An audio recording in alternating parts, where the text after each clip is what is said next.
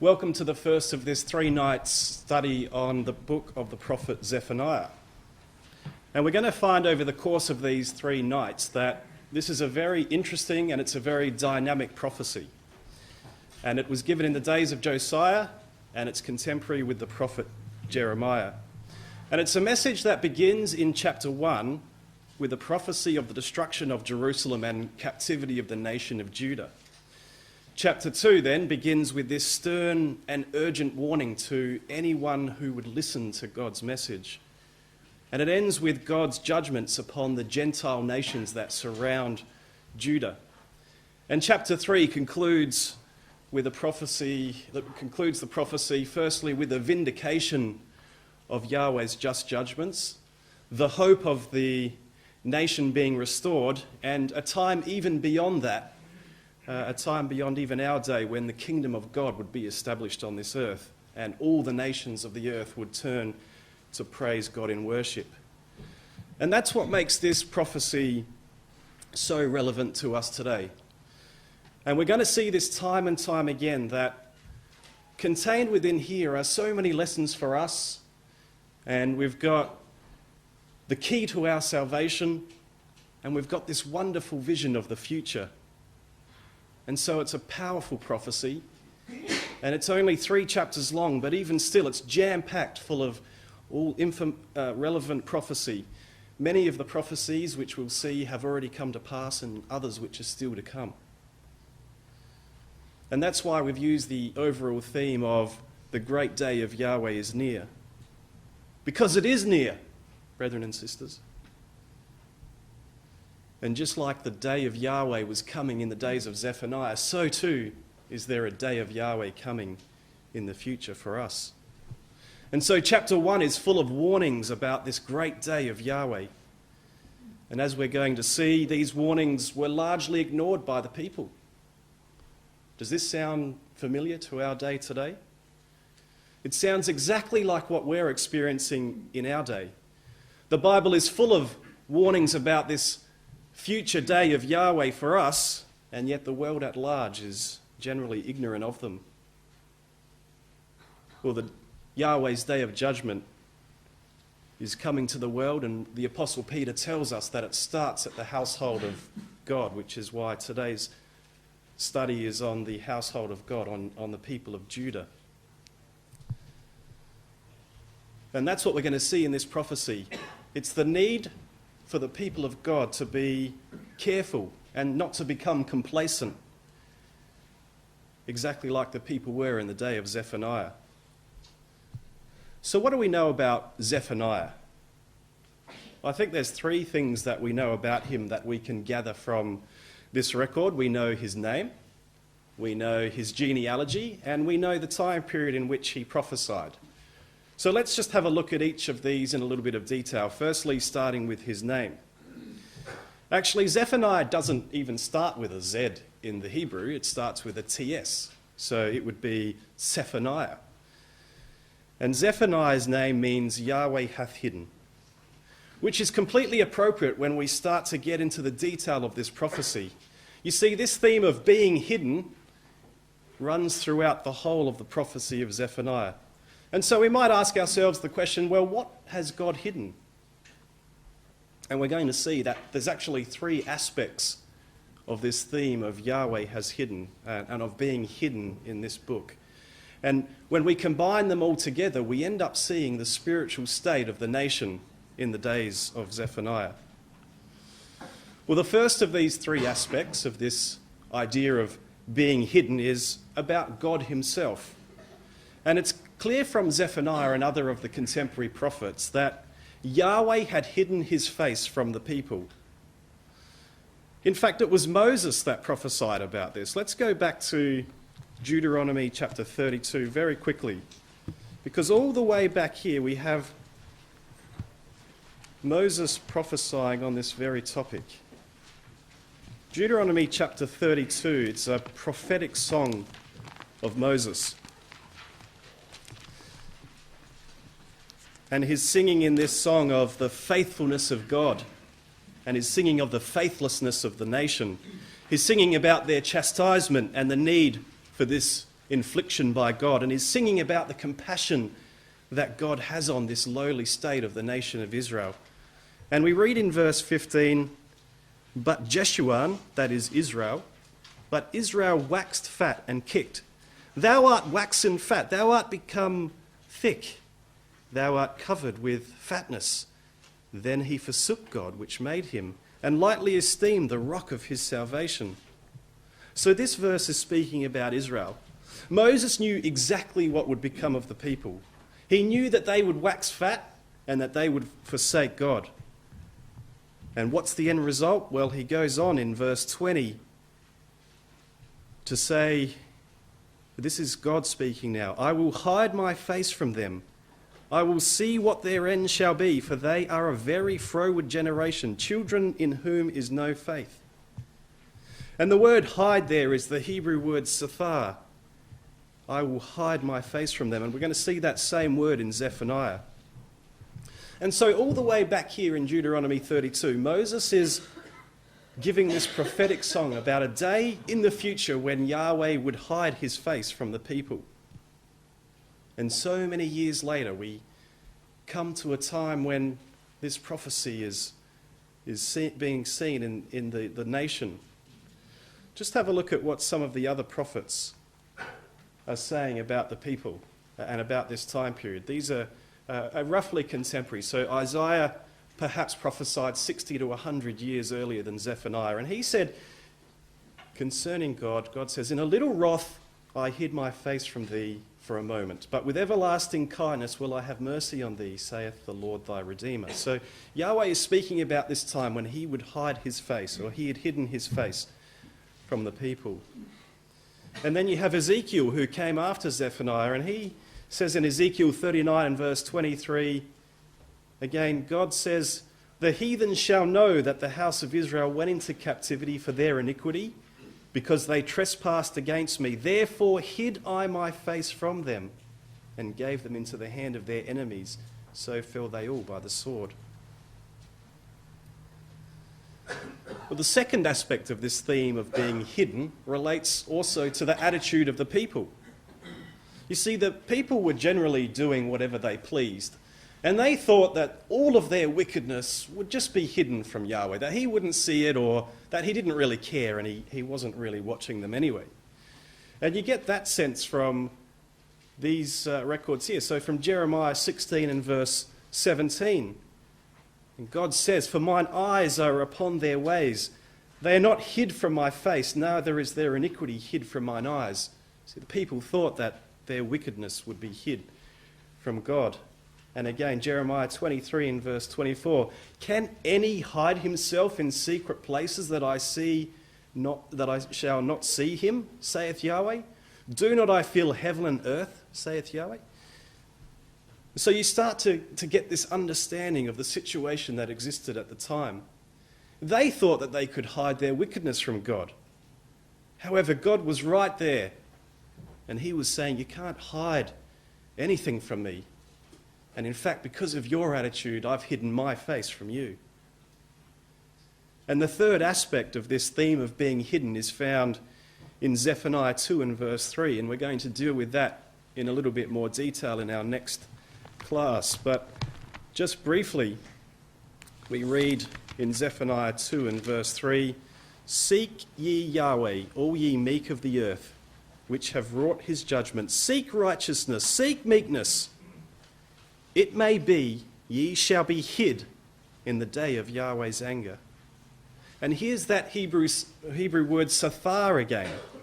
It may be ye shall be hid. Yes, the people thought that their wickedness was hid from God. Yes, God had actually hidden his face from the people. But equally so, we find that those that seek God, those that are meek, those that seek righteousness, those that are seeking after meekness, they're very much still in the mind of God.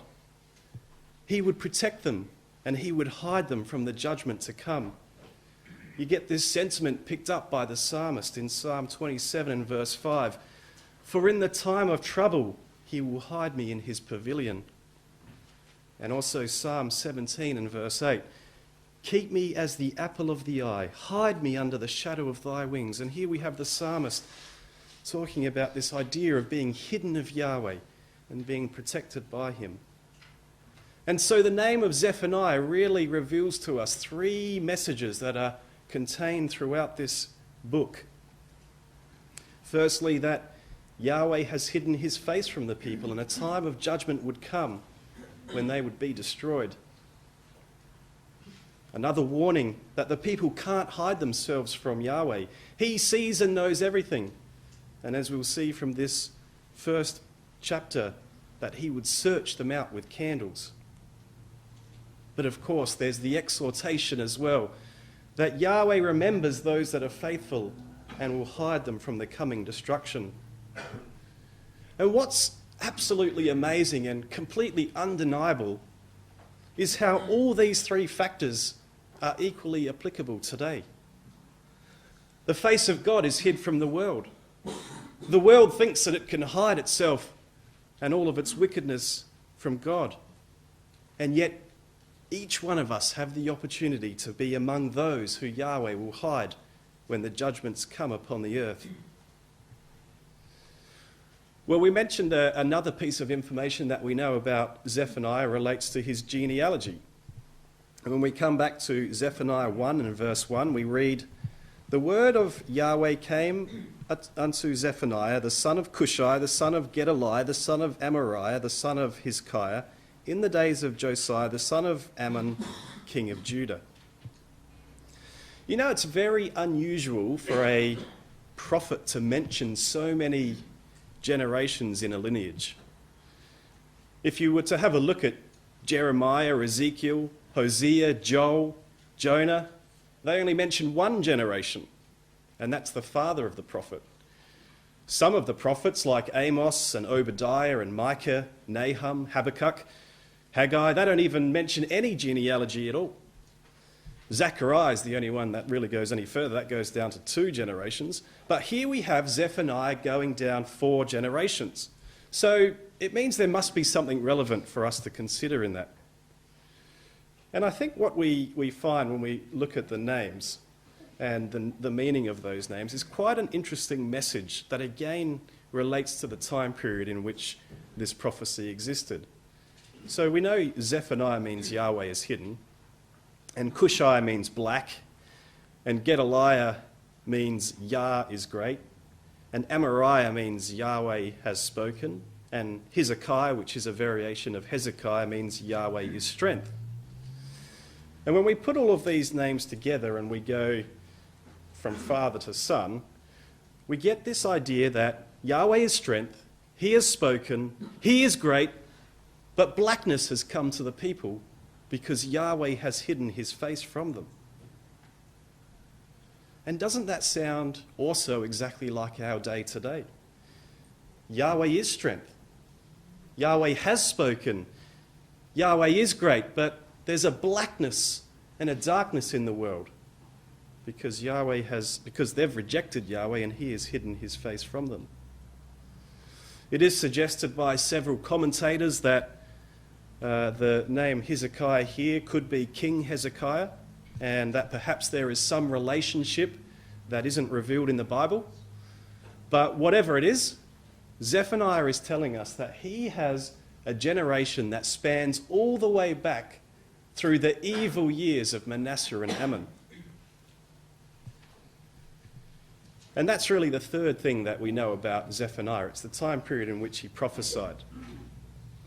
And we saw from verse 1 that he prophesied in the time period of Josiah, and that would put him at around about 640 to 610 BC.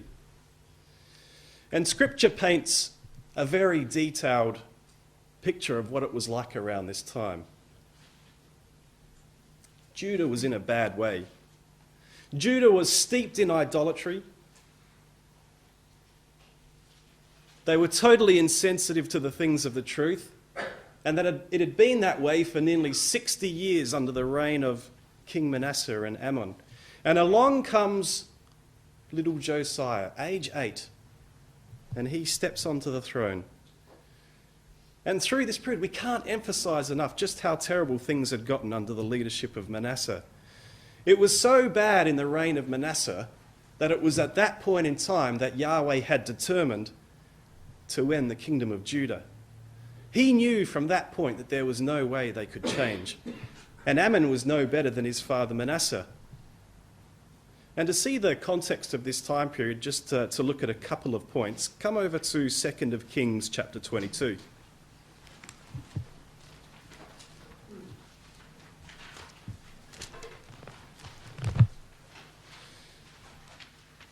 2 Kings 22, of course, we have in verse 2, we're told that Josiah did that which was right in the sight of Yahweh. And in verse 3, we come to the 18th year of King Josiah. And in verse 3, Josiah has sent Shaphan to Hilkiah, the high priest, and has sent him to go and sum up the silver which had been donated to the house of Yahweh. He wants to use this to repair the house of Yahweh. And so in verse 8, Hilkiah is talking to Shaphan, and he says, I found a book of the law in the house of Yahweh. And Hilkiah gives the book to Shaphan, and Shaphan reads the book. You may remember that during the time period of Manasseh, Manasseh took a concerted effort to try to destroy every single Bible. He wanted to get rid of them all. And he probably almost succeeded, except for this one Bible that had been found in the rubble of the temple, the book of the law. And Shaphan reads this book of the law, and he immediately tucks it under his arm, and he runs over to Josiah, and he goes to Josiah, and he starts reading this book of the law to Josiah. This is the first time this law has been read for so many years. And you can imagine as Shaphan is reading this book, that Josiah is becoming more and more concerned about the state of the nation. And Josiah, as this book is being read, he would have thought to himself, look at all the things that we aren't doing. We haven't offered the appropriate sacrifices to God. We haven't followed the law of God. Look at the consequences. What have we done? And as this realization starts to hit home, in a state of despair, Josiah rips his clothes and he weeps. And he's weeping for the sins of his forefathers and is weeping for the sins of the nation. And straight away, Josiah appoints this delegation in verse 13. He wants them to go and find someone who could consult with Yahweh and find out more about this. And so this delegation goes to Huldah the prophetess. And the word of Yahweh comes back through the prophetess. And these are the words that Yahweh says in verses 16 and 17 of 2 Kings 22. Behold, I will bring evil upon this place and upon the inhabitants thereof, even all the words of the book which the king of Judah hath read, because they have forsaken me and have burned incense unto other gods, that they might provoke me to anger with all the works of their hands. Therefore my wrath shall be kindled against this place and shall not be quenched. So the nation was under a divine, irrevocable sentence of judgment. Nothing could be done to change the judgment, at least not at a national level. It was absolutely hopeless for them. There was no way that the entire nation could be converted back to God. However, the mercy of God was still available to the faithful. And you have that come out in verse 20. This is what God says concerning Josiah. Behold, therefore, I will gather thee unto the fathers, and thou shalt be gathered into the grave in peace, and thine eyes shall not see all the evil which I will bring upon this place. And they brought the king word again. So the individual could still respond and be saved. Josiah here was promised in verse 20 that he wouldn't see the evil that was to come, that he would be sleeping with his fathers. And that's exactly what happened. Josiah died at the age of 39. And in 30 years after that, the nation was gone. And so the impending judgment was a foregone conclusion. However, this didn't stop Josiah from instituting the greatest religious reformation of any of the kings of Israel. And we know that the Reformation commenced in his 12th year as king. And these reformations, they were an amazing work, but they never really truly turned the people's hearts back to God. It was really only a superficial response from the nation. And it's into that state of the nation that Jeremiah and Zephaniah are prophesying. Jeremiah prophesied from the 13th year of Josiah, when Josiah was 21, so about a year after the reformations had begun. And Zephaniah would have prophesied around the same time. And things were bad in Judah. You know, things were so bad that in Jeremiah 5 and verse 1, this is what God says to Jeremiah. He says, "Run to and throw throughout the streets of Jerusalem. Look and take note. Search her squares and see if you can find a man, one, who does justice and seeks truth, that I might pardon her." How awful is that? This was during the time of the Reformation. Find me just one faithful man out there in the streets, and I will forgive all of Jerusalem. You know, when the angel of God was speaking to Abraham regarding the destruction of Sodom, it got down to 10 people. Find me 10 faithful people in Sodom, and I won't destroy it. Well, here God's saying, find me just one man in the streets. You see, God could see the people. He could see into their hearts. And he told Jeremiah in chapter 3 and verse 10 that even with this great religious reformation, that the nation of Judah hadn't turned to God with her whole heart, but rather they'd done so deceptively. It was only pretend. It was only falsehood. And while they were packing the ecclesial halls, and they were claiming in chapter 7 of Jeremiah that they were the temple of Yahweh, yet God was telling them that they were hypocrites. And unfortunately, the influence of Manasseh on the people was so long-lasting that even these reformations of Josiah, even the prophecies of Jeremiah and the prophecies of Zephaniah weren't enough to change the hearts of the people or to alter the future course of events. But what they could do is they could save individuals. And so the voice of God comes to Zephaniah as Yahweh's judgments are decreed.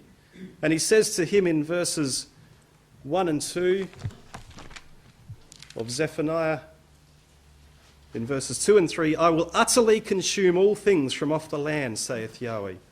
I will consume man and beast. I will consume the fowls of the heaven and the fishes of the sea, and the stumbling blocks with the wicked, and I will cut off man from off the land, saith Yahweh."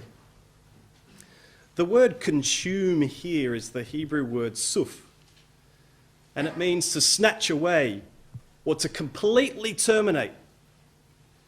And that is what God was going to do to all of those who wanted to have nothing to do with him. And when we see the immorality that fills the earth today, it's not really much different to what we read about the days of Manasseh.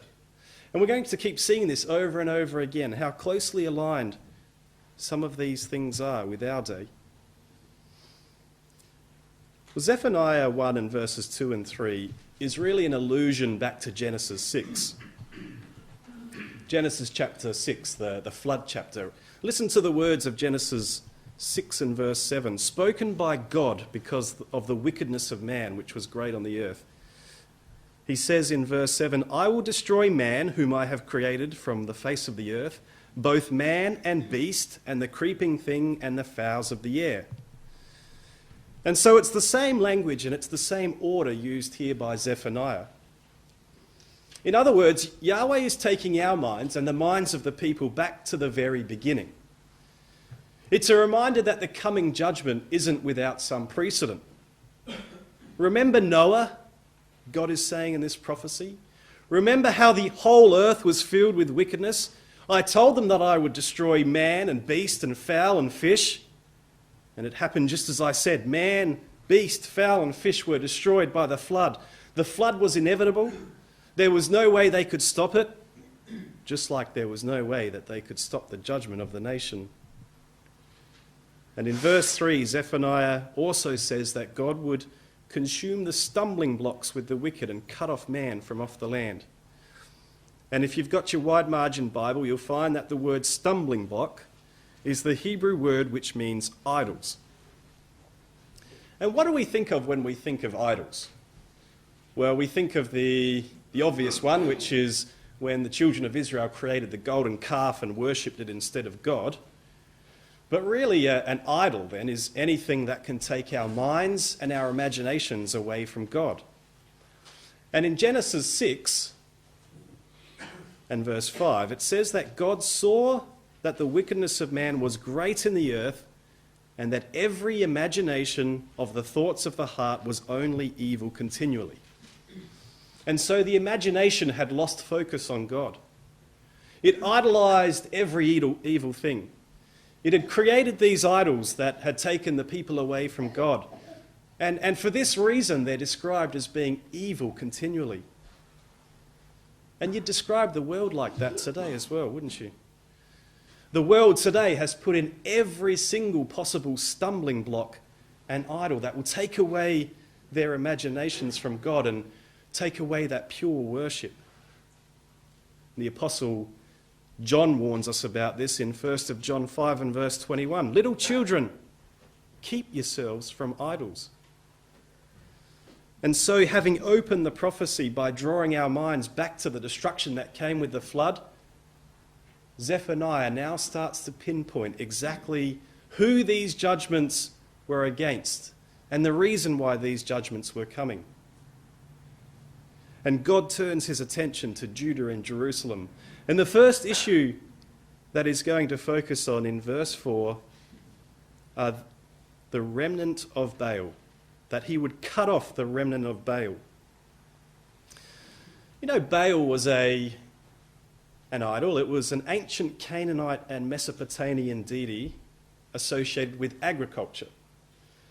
And he was believed to be the giver of life because mankind was dependent on him providing all of the necessary things that were required to sustain the farms and the flocks and the herbs, and so ultimately life.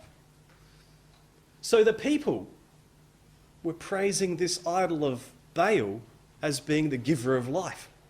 They weren't looking to Yahweh and saying Yahweh is the giver of life. They were looking at this idol. And Yahweh said that he would cut off the remnant, and that word remnant there means name. And Yahweh was going to remove the very name of Baal. It was going to become a byword, something that was in the past. Completely get rid of Baal and the name of Baal throughout the nation. Well, the next thing that is mentioned are the chemarims in verse 4. The word chemarims means the black-robed priests, and it's the same word used in 2 Kings 23 as part of the Reformation that Josiah put in place. And Josiah put down the idolatrous priests whom the kings of Judah had ordained to burn incense in the high places of the city of Judah. And so what it seems is that in the days of Manasseh, that these different priests, this different priesthood had been set up, these chemarim. And this was in addition and different to the Levitical priesthood. The word priests that's in 2 Kings 23 is this Hebrew word chemarim. And Strong says that the word means an ascetic, as if they're shrunk from self. They're self-macerating. It gives a sense of someone who does harm to themselves. And this was their form of atonement. They'd introduced this harm to themselves so that they could have a clear conscience. And the root idea of this word chemarims means to shrivel up, to be deeply affected by passion. It's like someone who is so deeply affected by passion that they don't eat and therefore they just shrivel up. And these black-robed priests would have led the people in all sorts of pagan rites. And they would have got so worked up and they were so full of passion about these pagan rites that they just withered up. Verse 4 also mentions the priests, and that's a different Hebrew word. That's the Hebrew word Cohen. And the word Cohen is applied to a variety of different priests, but it also includes the Levitical and Aaronic priests. These people were supposed to be the Christadelphians of the day. And it's quite likely, given they're mentioned here, that they had aligned themselves to the Chemerims. What a terrible thing to imagine. And it's really a warning to us today about aligning ourselves with false religion. This was in the house of God.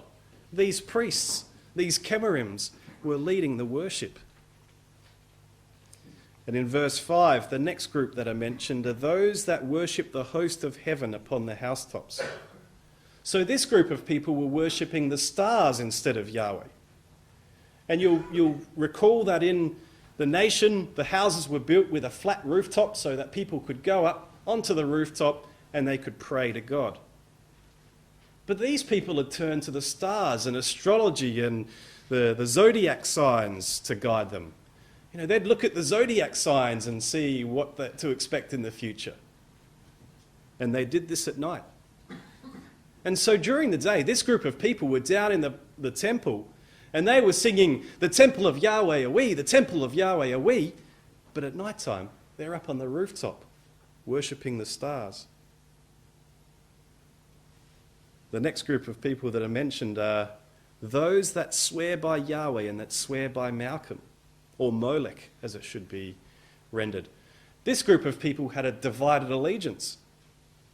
And who was Molech? Well, Molech was the god of the Ammonites, and the Phoenicians. And this was the god that was set up, that some Israelites went and sacrificed their infants to in the valley of Hinnom. And so out of one side of their mouth, they're praising Yahweh. And they're giving him lip service. And out of the other side, they're praising and they're serving Molech. You know, on the surface, these people might have appeared to be good Christadelphians. But remember the words of Jesus in Matthew 6 and verse 24. "No man can serve two masters, for either he will hate the one and love the other, or else he will hold to the one and despise the other. Ye cannot serve God and mammon." And this is something we need to be mindful of today. We can't have one foot in the truth and then have the other foot in the world. The next group of people that are mentioned are the backsliders. The word turn back here is the Hebrew word to flinch, or to go back, or to retreat. And it's rendered as backslider in Proverbs 14 and verse 14. This person used to serve God, but not anymore. This person has gone back into the world. You know, this is very similar to the parable of the sower. You've got the seed that fell on the stony ground, and the trials and the tribulations pop up and they are offended and they turn their back on God. And then you've got the thorny ground where the cares and the riches of the world choke them and they become unfruitful and unfaithful. Again, we need to be mindful that in our lives there are these stones and these thorns that are attempting to pull us away from the truth. We need to be mindful and keep the faith and not turn our backs on God and on the truth. And then we have those who have not sought Yahweh or inquired of him in verse 6. The word sought is bakash, and it means to search out or to strive after. And the word inquired is darash, which means to seek diligently. So this is the group of people that believed in God, but they'd really slipped into a Laodicean spirit. They hadn't been seeking Yahweh. They weren't seeking him out diligently. This was the believer that had the Bible on the bookshelf, that just collected dust, desperate to be read. But they really were only a superficial believer and didn't really seek out God diligently. They hadn't developed that personal relationship with God. We know the words of Hebrews 11 and verse 6. "For he that cometh to God must believe that he is, and that he is a rewarder of them that diligently seek him." And there's that idea of diligently seeking. And if you're going to come to God, it's not going to happen if you simply become a Christadelphian and then become complacent and inactive. We've got to be a person who diligently seeks God. And we do this by reading the Bible, by praying to God, by praising him in song, by listening to the meetings, by studying the Word, and by having every aspect of our lives permeating with the truth. And so what we find in these few verses of Zephaniah is that God is pointing the finger to these different groups of people. He's pointing at the idolaters. He's pointing at those priests that had a false religion. He's pointing at those priests that had aligned with these false religious priests. He points at those who were worshipping the stars, those who were worshipping mammon as well, those who had turned their back on God, those who weren't diligently seeking Yahweh. He points his finger at each of these people in judgment. Well, it's been thousands of years, brethren and sisters, since this prophecy of Zephaniah. And after all that time, each one of these groups still exist. They can all be found in our day. And God is pointing the finger at each of these groups and is saying there's a time coming very soon when they're all going to be gone. And it's going to happen when his Son returns. And so most importantly for us is to heed that warning of Zephaniah, to not become complacent in our walk toward the kingdom. We need to continue to seek Yahweh diligently. In verses 7 to 13, Zephaniah gives a fairly detailed description of the impending day of Yahweh's judgment upon the nation of Judah. In verse 7, "Hold thy peace at the presence of Yahweh. For the day of Yahweh is at hand, for Yahweh has prepared a sacrifice. He has bid his guests." You know, we're really reaching a crescendo here at this point. Yahweh is saying, hold thy peace. Rotherham renders that in one word, hush. Hush, be quiet. It's like a parent turning to their child and saying, hush, be quiet, and listen to what I'm about to tell you. And this is what he tells them in verse 7. 2 points. Firstly, he's prepared a sacrifice. The word sacrifice is the Hebrew word zabak, and it means a slaughter. And the nation was going to be the sacrifice. God was going to put them to death as a punishment for sin. Everyone except those who he had hidden in Zephaniah 2 and verse 3. You see, the ultimate goal of Yahweh wasn't to destroy the nation, but the sacrifice was a necessity. If God hadn't intervened, imagine how things would have just continued. Isaiah 26 and verse 9 says, "When thy judgments are on the earth, the inhabitants of the earth will learn righteousness." He's also bid his guests, and the word bid is the word sanctified or prepared. And the word guests is invited or called out ones. And here Zephaniah is talking about the Babylonians under Nebuchadnezzar. They were going to act as the priest who would slay the Judah sacrifice. You know, in Jeremiah 27 and verse 6, it says that Nebuchadnezzar was God's servant. It reads, "And now have I given all these lands into the hand of Nebuchadnezzar, the king of Babylon, my servant." And it's not the only time that God has sanctified and invited another nation to do his work. He also did the same thing with the Medes. They were going to be the sanctified ones against Babylon in Isaiah 13 and verse 3. So Judah is the sacrifice, and Nebuchadnezzar would be the sacrificial instrument used by God. And verses 8 to 9 show that every class of person would be sacrificed.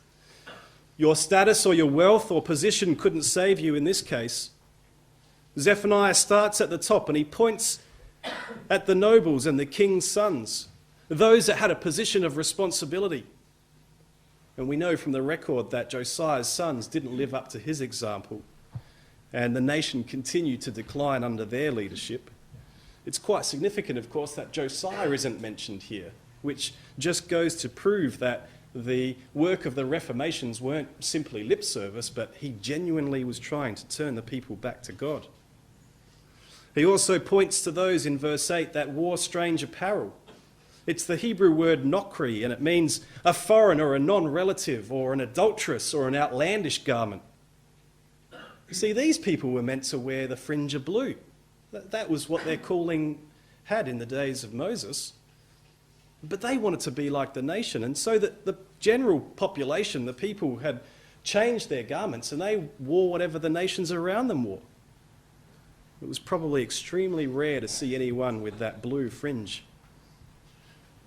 Romans 12 and verse 2 puts it into context in our day. The apostle tells us, "And be not fashioned according to this world, but be ye transformed by the renewing of your mind, and ye may prove what is a good and acceptable and perfect will of God." And Zephaniah also points at the masters and the servants in verse 9. Here we have mentioned the people that leap over the threshold. And it's the same people that are filling their masters' houses with violence and deceit. You see, theft and plunder was rife in those days. And so you have these servants that have been sent by their masters to leap over the threshold into someone's house and pillage the household and do it violently. And the servants are being warned here, and they're being told, you just can't put your hands up and say, well, it's not my fault. My master told me to do this. I'm just doing what my master says. God is saying both the master and the servant are equally responsible for this evil practice of leaping over the threshold and taking the household's goods by force. And so Zephaniah, again, is pointing his finger at each of the different classes of people, the nobles, the king's children, the people in general with the strange apparel, the masters and the servants. Not one class of person would be exempted from this sacrifice, except for those that would be hidden in chapter 2 and verse 3. And think about this again in our day. The coming judgment upon the earth will cover the same cross-section of people, the nobles, the royal, the general population, the rich and the poor. Every single different class of person will feel the effects of the coming judgment. And it's only that small group. It's those called out ones, the group which each one of us has an opportunity to be a part of, who will be hidden in the day of Yahweh. And what Zephaniah describes next from verse 10 is so graphic, it wouldn't surprise me if he had actually seen this in vision. And what Zephaniah sees is he sees the Babylonian army coming down from the north. And as they arrive at the fish gate, which is the northern part of the city, they would have laid siege on that city. So the fish gate was the first place to raise the alarm in the event of an attack. And as the army enters into the city and continues down into the city, they make their way to a city which is intersected by the Christadelphian Valley, and it's made up of an upper and a lower city. And so here we have the second part of the city, that lower city. That part of the city is becoming panicked, and they're starting to howl in verse 10. And now the whole city is on high alert. The Babylonian army is swarming into the city. There's screams of terror. There's the sound of battle. And the panic, it's reverberating through the whole city and beyond the walls, even out to the hills. And in verse 11, the Babylonian army is making their way to the lower part of the city. The word Maktesh in verse 11 signifies depression, and it's rendered by Rotherham as the lower city. And it's probably this area of significant commercial trade. And you've got the merchants, they're all down there, and they're all trying to fill their pockets with their silver so that they can escape from the army. And the army is coming along and slaughtering them and taking the spoil for themselves. Look at what Yahweh says in verses 12 and 13. He's going to search out Jerusalem with candles. He's going to search out and punish those who are settled on their lees. The words here, it's the dregs of society. It's those people that didn't really believe that God would do anything good and evil. Or evil. These people had dismissed the prophecies and thought that everything they did was simply hid from God. And so these people thought they would be safe in the dark, that their ways were concealed, and that Yahweh doesn't really even care because he's forsaken the earth. But God is making it clear in this prophecy of Zephaniah that you can't hide from God. that is going to search each of them out using a lamp that you can't hide in the dark. If you get an opportunity through the week, I really encourage you to have a read of Ezekiel 9. It's a really graphic vision of this whole thing that's going on here. And you get this vision in Ezekiel 9 of Yahweh calling out in the day of judgment. He calls out with a loud voice for someone to action his judgments. And 6 men from the north with the weapons of slaughter come down. One of these men is wearing linen and has got on his side an inkhorn. Just a little thing that you write with ink in it. And this one man's job was to go throughout all of the city, to search it out, perhaps with a lamp, and to find all of the faithful brethren and sisters. To find all the people that were crying out to God because of the abominations that had been taking place and that had cried and sighed for something to be intervened. And so this man with the inkhorn, he's looking out, he's searching out faithful brethren and sisters, and when he finds one, mark on the forehead. He finds another, mark on the forehead. These were the hidden ones that God was going to keep safe. And then behind him comes the other 5 with the weapons of slaughter. They've probably got lamps as well, and they're searching out the city. And their job is to go through the city and to smite. Don't have any pity. Don't spare the old or the young, male or female. Start with the elders and keep going until the job is done. But God warns them in Ezekiel 9. He says, don't you dare touch anyone that is marked with the inkhorn, because I'm protecting those people. And so it's no wonder then when you have that vision of what's going on here that Zephaniah in this final section and in verse 14 has this sense of urgency. And he talks about this day of Yahweh as a day of terror and alarm. Verse 14, it's repeated 3 times. The day of Yahweh is near. It's near. It hasteth greatly. It's being emphasized by Zephaniah. He's saying over and over, it's near. It's near. It's speeding along. Just like the day of Yahweh is for us. And verses 15 and 16, you've got that whole day described. It's a day of wrath. It's Yahweh's wrath. It's a day of trouble and distress. That's the people's reaction to the outpouring of God's wrath. It's a day of wasteness and desolation. Similar language used in Genesis 1 and verse 2 to describe an earth without form and void. It's a day of darkness and gloominess.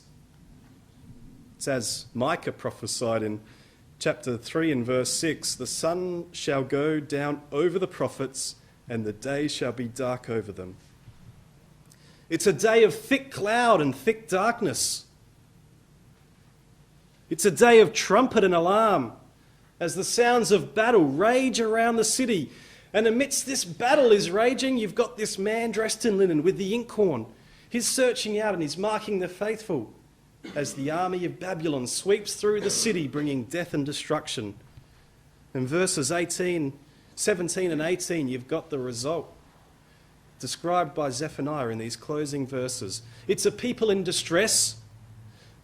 They're walking around like blind men. As the day of Yahweh is raging on around them, nothing is going to help them.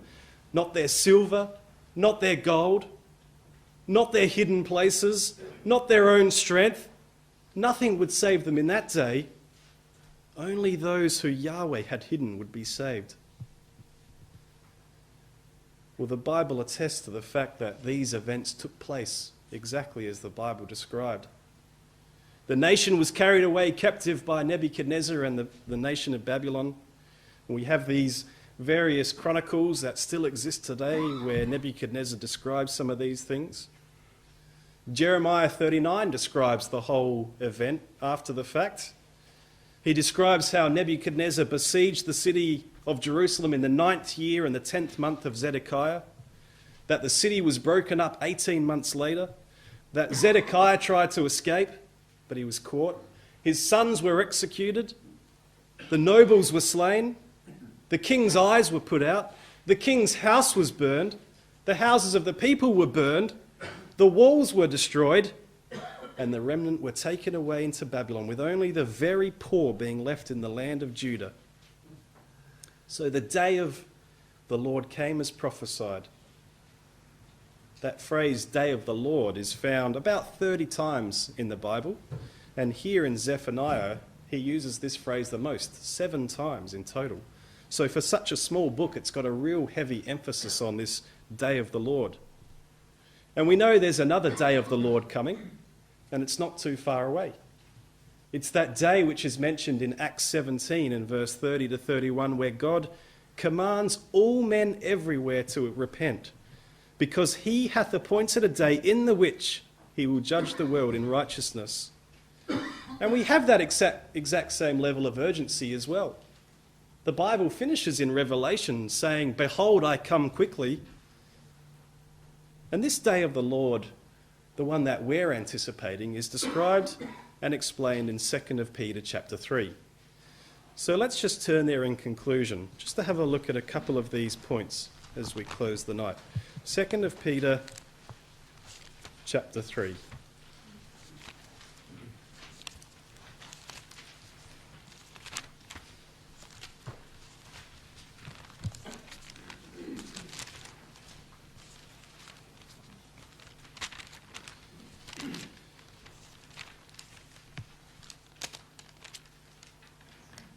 Second of Peter chapter 3, and in verse 10 we're told that the day of the Lord will come as a thief in the night, in the which the heavens shall pass away with a great noise, and the elements shall melt with fervent heat, the earth also and the works that are therein shall be burned up.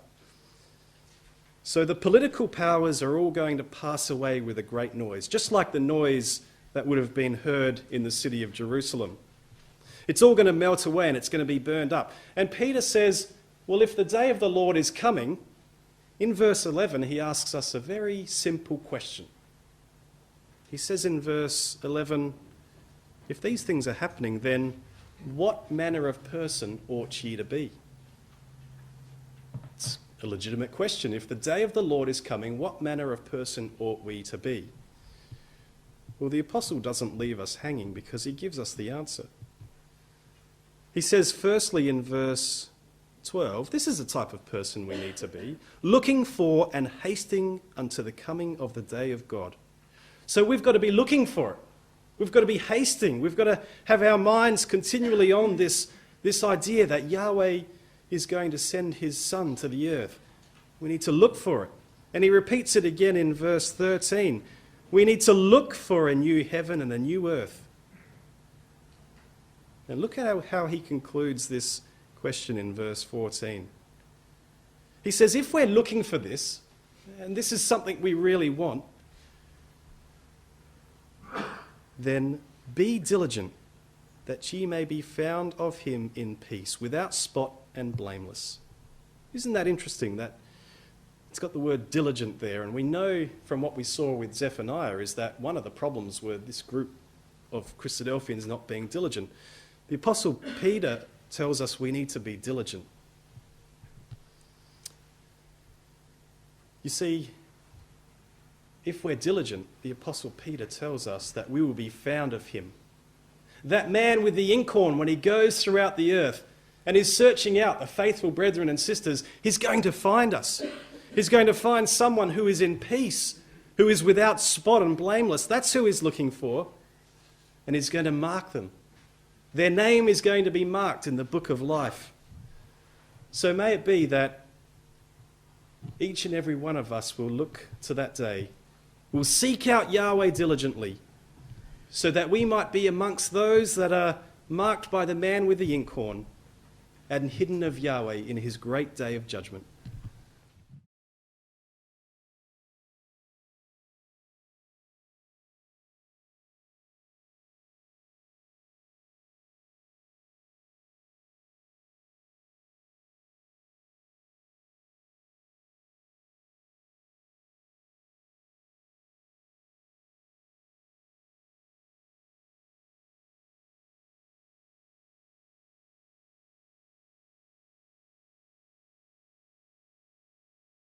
BibleTruthAndProphecy.com is a worldwide collaboration by Christadelphians to help promote the understanding of God's Word to those who are seeking the truth about the human condition and God's plan and purpose with this earth and with mankind upon it.